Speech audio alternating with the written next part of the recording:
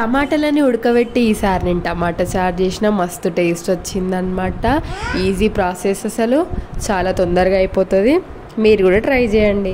And టమాటా చారుకి అయితే first నేను కొంచెం చింతపండు టమాటా చారు వేసి మంచిగా వాటర్ వేసి ఉడకబెట్టినా అనమాట. తర్వాత మంచిగా వాటిని స్మాష్ చేసి అందులో ఉన్న రసం అంతా విండేసిన అనమాట. తర్వాత నేను పోపు వేసిన అనమాట.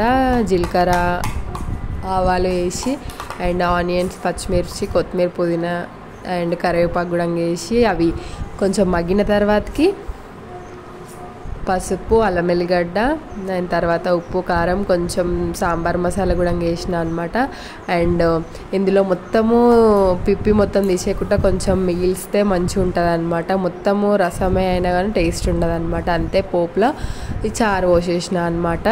ఒక 10 minutes మంచిగా మసలనివ్వాలన్నమాట. ఇల్లంతా కమ్మటి వాసన వస్తుంది అనమాట. మసులుతుంటే మస్తు టేస్ట్ ఉంటుంది. అండ్ వాసనకే అసలు తినాలన్న ఫీల్ ఉంటుంది అనమాట. Bye bye.